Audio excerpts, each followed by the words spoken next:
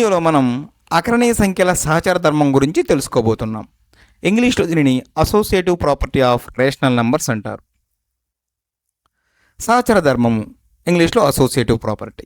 చూడండి, పూర్ణాంకాలు మరియు పూర్ణ సంఖ్యల దృష్ట్యా A comma B comma C మూడు సంఖ్యలు మరియు A plus B plus C equal to A plus B plus C ఇలా గనక అయ్యింది అంటే అప్పుడు మనం ఏం చెప్పవచ్చు?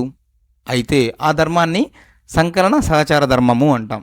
అంటే ఏకి బిని ముందు కూడి తర్వాత సిని కూడితే వచ్చే ఫలితము, అలానే బికి సిని ముందు కూడి తర్వాత ఏని కూడితే వచ్చే ఫలితము రెండు సమానమైతే అవి సంకలన సహచార ధర్మాన్ని పాటిస్తున్నట్లుగా చెప్పవచ్చు. ఉదాహరణ, ముందుగా పూర్ణాంకాల దృష్ట్యా ఉదాహరణ చూద్దాం. పూర్ణాంకాలు అంటే ఏమిటి? 0, 1, 2, 3 కదా. మరి ఈ సంబంధాన్ని చూడండి. ఏ స్థానంలో 3, బి స్థానంలో 5, సి స్థానంలో 2 తీసుకుంటున్నాను. ఎడం వైపు ఏం చేస్తున్నాను? ముందు 3ని 5ని కూడుతున్నాను, బ్రాకెట్లలో ఉంది కదా, ముందు అది కూడి తర్వాత 2ని కూడుతున్నాను. కుడివైపు ఏం చేస్తున్నాను? 5ని 2ని ముందు కూడి తర్వాత 3ని కూడుతున్నాను. అంతిమంగా ఏం చేసినా ఫలితం ఇలా 10కే వస్తుంది. అంటే ఏం చేస్తున్నాను?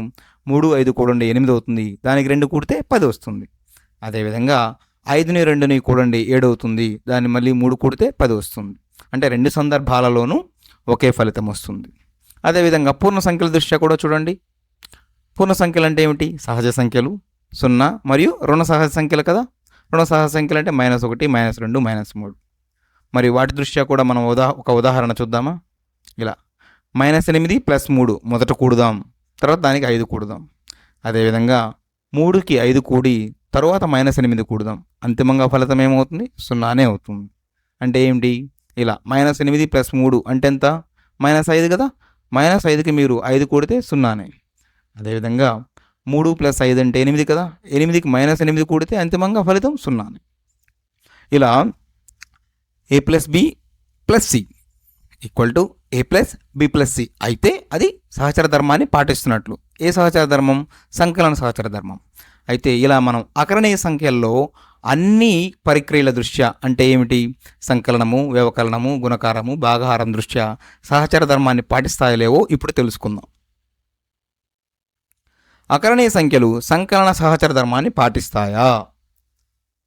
ఏ కామా బి కామా సిలు అకరణీయ సంఖ్యలు అయినా A plus B plus C equal to A plus B plus C ఇలా రెండు సందర్భాలలోనూ ఫలితం సమానంగా ఉంటే అయితే అకరణీయ సంఖ్యలు సంకలన సహచర ధర్మాన్ని పాటిస్తాయి అని చెప్పవచ్చు.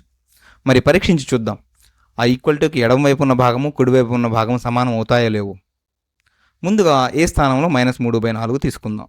బి స్థానంలో 1/2 ప్లస్ 5/8. ముందుగా బ్రాకెట్ల లోపల ఉన్నదాన్ని మనం కూడే ప్రయత్నం చేద్దాం, అంటే సంకలనం చేసే ప్రయత్నం. సంకలనం చేయాలంటే హారాలు సమానంగా ఉంటే సులభంగా ఉంటుంది. కాబట్టి 1/2లో ఉన్న హారం 2ని 4గా మార్చే ప్రయత్నం చేద్దాం. ఎలా చేయవచ్చు? లవాన్ని హారాన్ని 2తో గుణించండి. తద్వారా ఇలా అవుతుందా?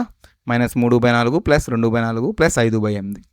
మరి హారాలు సమానం కాబట్టి కింద హారం 4 పైన 3 + 2 -3 + 2 ప్లస్ 5/8. అంతిమంగా -1/4 ప్లస్ 5/8.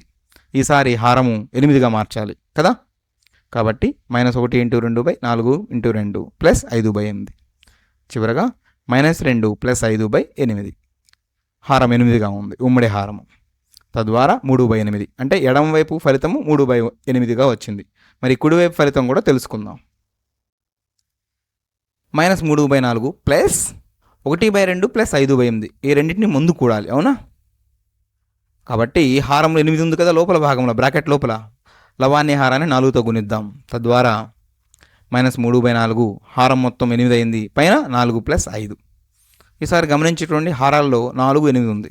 ఉమ్మడిగా 8 హారం చేద్దాం. అప్పుడేమవుతుంది? -3 × 2/4 × 2. చివరగా మొత్తం హారం 8, పైన ఏముంది? -3 × 2 -6 ప్లస్ 4 ప్లస్ 5 ఏమవుతుంది? 3/8 అవుతుంది. ఎందుకంటే 9 - 6 అవుతుంది. 4 ప్లస్ 5 9 -6 అంటే 3. మీరు గమనించి చూస్తే ఎడమ వైపు భాగము కుడివైపు భాగం సమానంగా ఉన్నాయి కదా. కాబట్టి అకరణీయ సంఖ్యలు సంకలన సహచర ధర్మాన్ని పాటిస్తాయి. అదేవిధంగా తరువాత విషయమైన వ్యవకలన సహచర ధర్మం గురించి తెలుసుకుందాం. అకరణీయ సంఖ్యలు వ్యవకలన సహచర ధర్మాన్ని పాటిస్తాయా?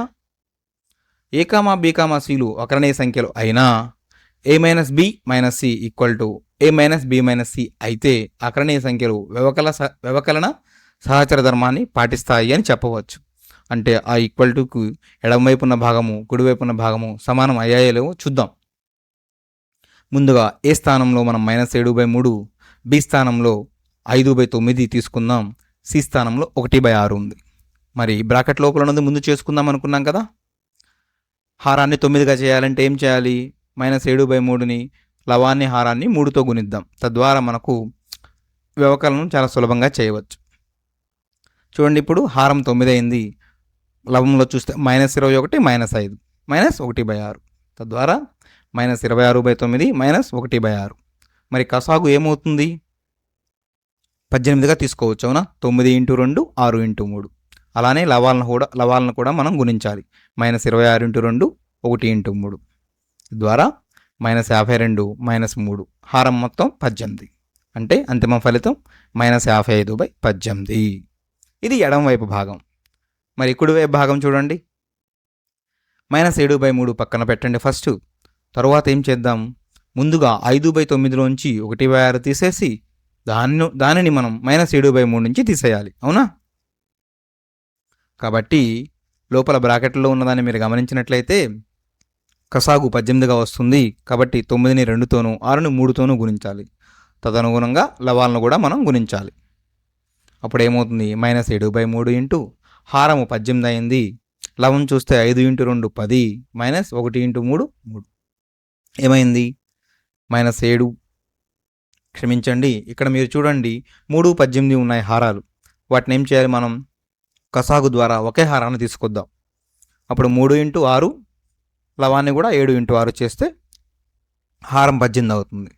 ద్వారా 7 × 6 -42/18 -7/18 అంటే -42 -7/18 అంతిమంగా -49/18. మీరు గమనించి చూడండి, ఎడమవైపు కుడివైపు ఒకే ఫలితం లేదు కదా. కాబట్టి అకరణీయ సంఖ్యలు వ్యవకలన సహచర ధర్మాన్ని పాటించవు. అకరణీయ సంఖ్యలు గుణకార సహచర ధర్మాన్ని పాటిస్తాయా? ఏ కామా బి కామా సిలు అకరణీయ సంఖ్యలు అయినా a × b × c equal to a × b × c అయితే అకరణీయ సంఖ్యలు గుణకార సహచర ధర్మాన్ని పాటిస్తాయి అని చెప్పవచ్చు.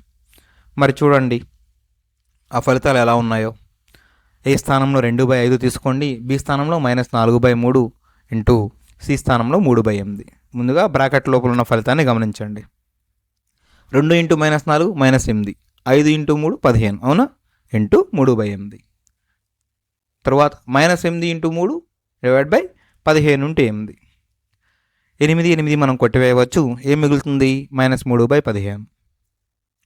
-3/15 అంటే 3 1 3 5లుగా చెప్పవచ్చు. అంటే ఫలితం -1/5, అవునా? కుడివైపు చూడండి. 2/5 ఇంటూ -4/3 ఇంటూ 3/8. బ్రాకెట్ లోపల ముందు చేద్దామా?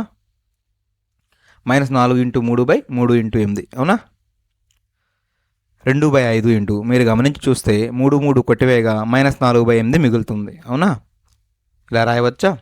2 × -4/5 ఇంటూ 8. 2 × -4 అంటే -8/5 × 8. 8 కొట్టివేస్తే ఎంత మిగులుతుందండి? -1/5. అంటే ఎడమవైపు భాగము కుడివైపు భాగము సమానంగా ఉన్నాయా? కాబట్టి అకరణీయ సంఖ్యలు గుణకార సహచర ధర్మాన్ని పాటిస్తాయి. అకరణీయ సంఖ్యలు భాగాహార సహచర ధర్మాన్ని పాటిస్తాయా?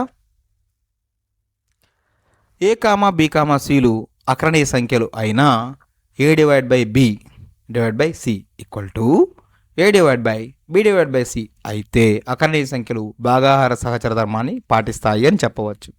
అంటే మనకు సంబంధం ఇచ్చారు కదా, ఈక్వల్ టుకి ఎడమ వైపున ఏ ఫలితం ఉందో ఈక్వల్ టు కుడి వైపున కూడా అదే ఫలితం వస్తుందో లేదో మనం పరీక్షిద్దాం. ఏ స్థానంలో 2/5 తీసుకుందాం, బి స్థానంలో -4/3 తీసుకుందాం, సి స్థానంలో 3/8.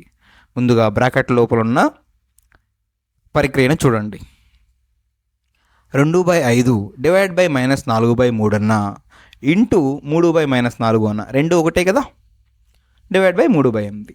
తద్వారా ఏం చేయవచ్చు మనం? ఇలా 2 × 3/5 × -4 /3/8. అయితే 2 ఇంటూ 3 6, 5 ఇంటూ -4 -20 డివైడ్ బై 3/8. మీరు ఈసారి చూడండి -6/20 ఇంటూ 8/3గా రాయవచ్చు కదా.